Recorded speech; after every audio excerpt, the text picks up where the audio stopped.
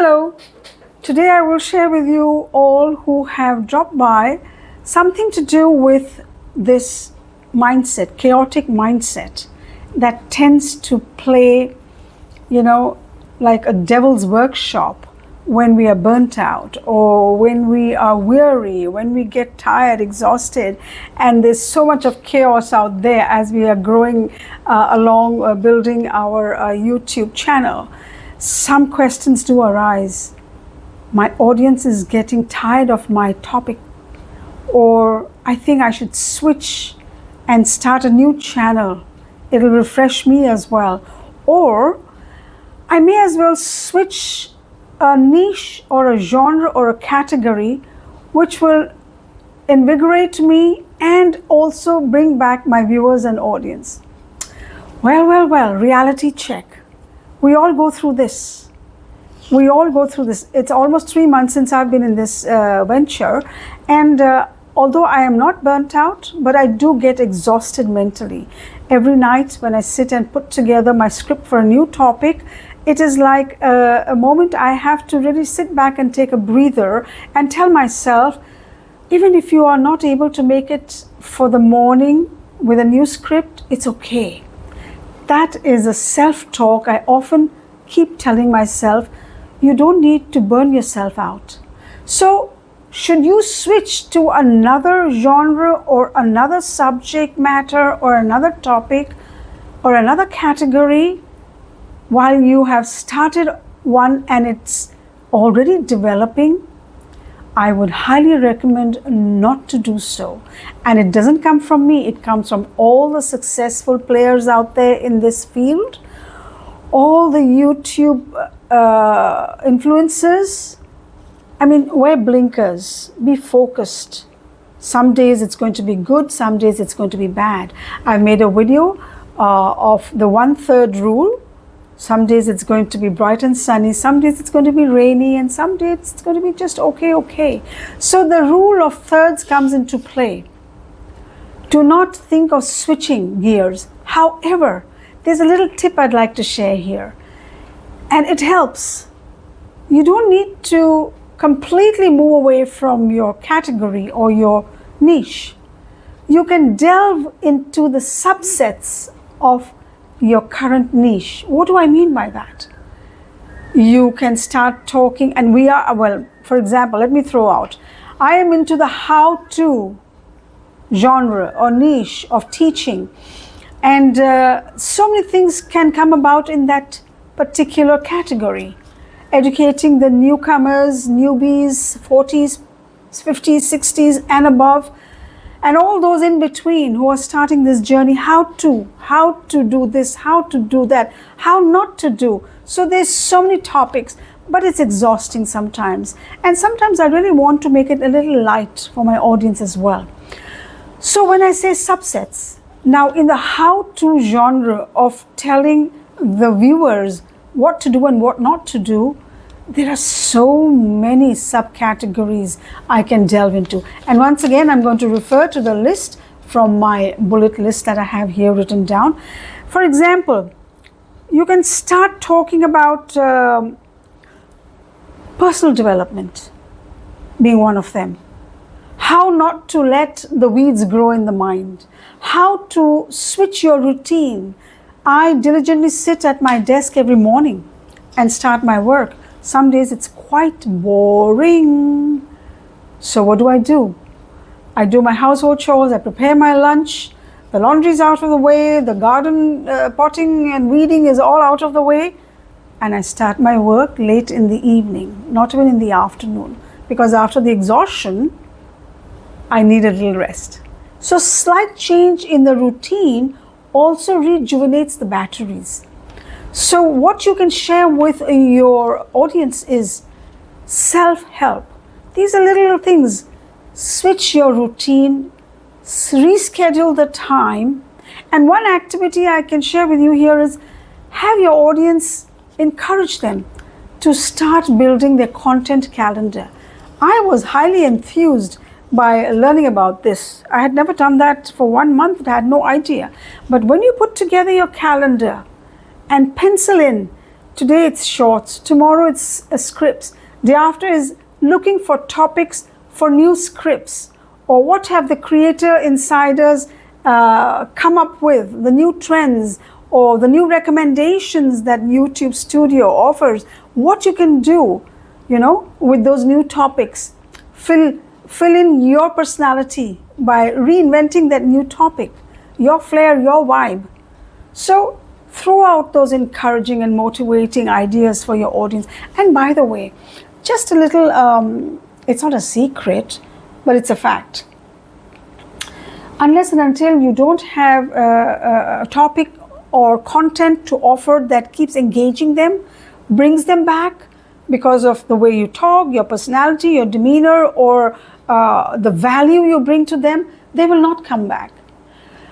Give value to the audience. Time is of essence. People don't have time to sit through long videos, although if you have a particular content like a travel content, videos can become lengthy, exciting, panoramic, B-rolls, all the good stuff that comes along with the filming.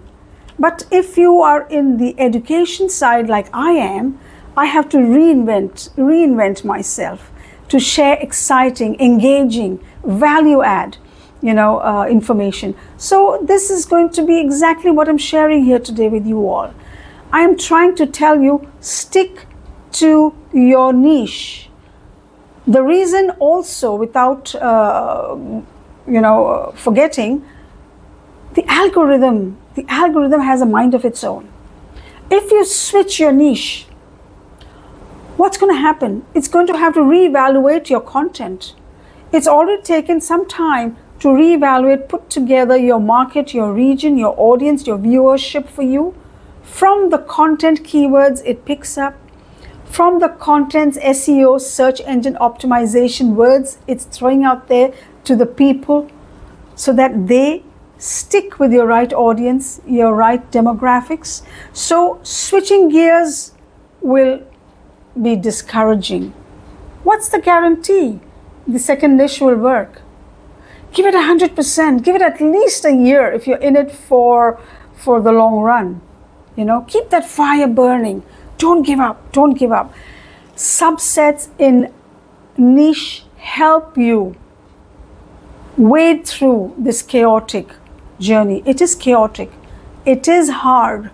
It is going to keep you up if you have a purpose and a mission that's so clear what you're in it for. So do not switch. I beg, do not switch your niche. And we don't have to get technical all the time while we're building ourselves or while we are growing with our audience. Not everything has to be so technical in nature. It is important to throw in some soft turns, soft curves along the way, to cushion the exhaustion, to cushion your content's value and bring forth something that is slightly different from the hardcore niche that you're talking about every day. Hardcore meaning if it's just travel, or if it's just camera settings, if it's just unboxing, or is it just about shopping brands that you offer through your line of products, or means if you just take a slight turn, bifurcate slightly from your niche by offering softer, lighter content. How about, and I've written it down, okay, please allow me to read. How about growing your mindset through this tough times? How about finding peace in all these challenges by reading an encouraging book, a book that would give you motivation, something to do with which will encourage you emotionally to get out of that, dive that has, taken you downhill, gone south. So you are going to be encouraging your audience to do something which is going to give them the high, bring them up again. Suggest something. If you're in the education line, there's so much you can suggest. But if you're not in the education line, say you're talking about the cameras, gadgets.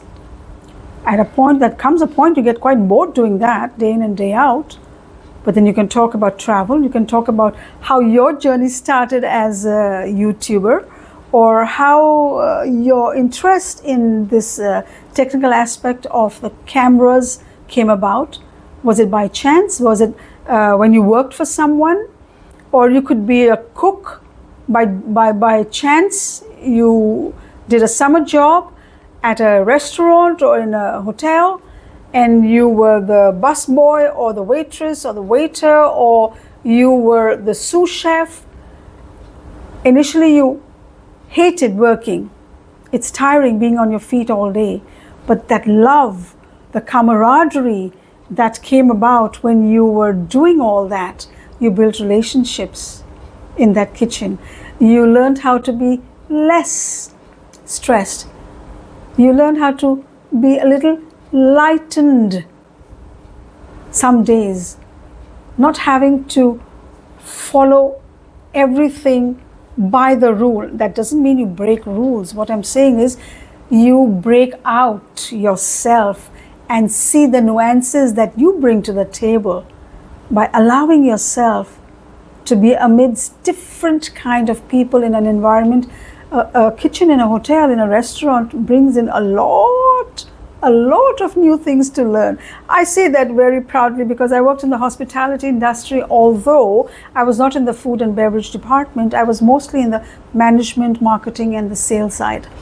However, that interaction that I enjoyed, traveling from one property to the other, to different regions, sitting down in meetings, I learned so much how to be a listener.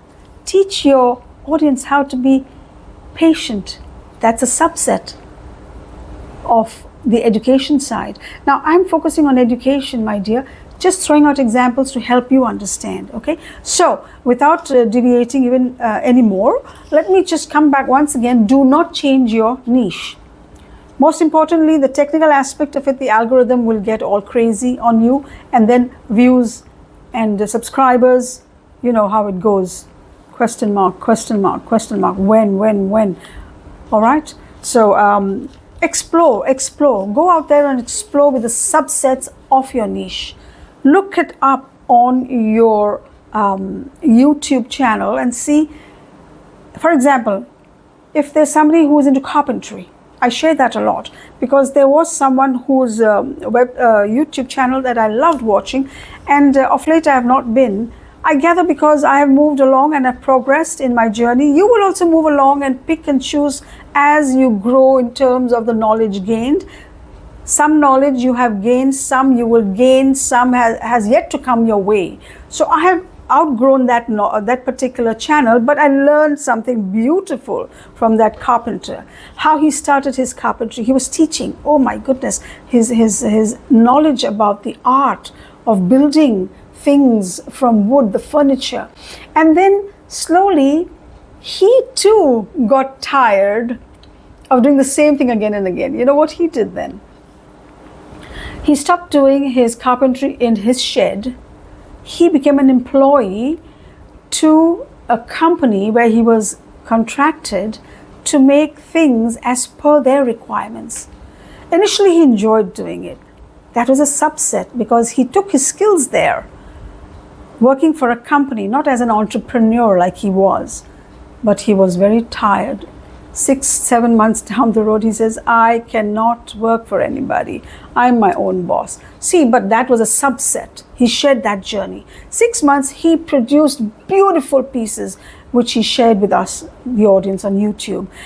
But it became, he was boxed. He didn't have the freedom to do what he thought he could add to the piece that he was building. So, but that's a subset. And then after that, he even started offering commission work, private pieces that he built based on people's needs from catalogs or from their blueprints. So that's the second subset that he indulged in as a carpenter. So you never know. You have so many hidden skills, so much potential. The niche you choose, there will be so many subsets that will come out of that. So once in a while, dabble in it, delve in it, share that with your audience, and yet remain within your niche. I hope that made sense. And I'm going to plug in one thing here today, a call to action. If you like what I'm sharing, do subscribe, hit the bell icon so that you get notifications of my upcoming videos, and do like and subscribe and share if my videos are bringing any value to you. That would be appreciated. Okay, so on that note, I think I will say goodbye for today. Hope you enjoyed what I had to share here. Don't get discouraged. Utilize the strategy of subsetting your topics from your niche itself. From gardening, subset so many things that happen and come along with gardening. As a carpenter, go ahead and subset. As an educator, I subset with other topics that have to do with motivation, inspiration, public speaking alongside. And on that note, I will wish you goodbye. My name is Pavan Kukreja. The channel is Pavan USA. Until we meet again.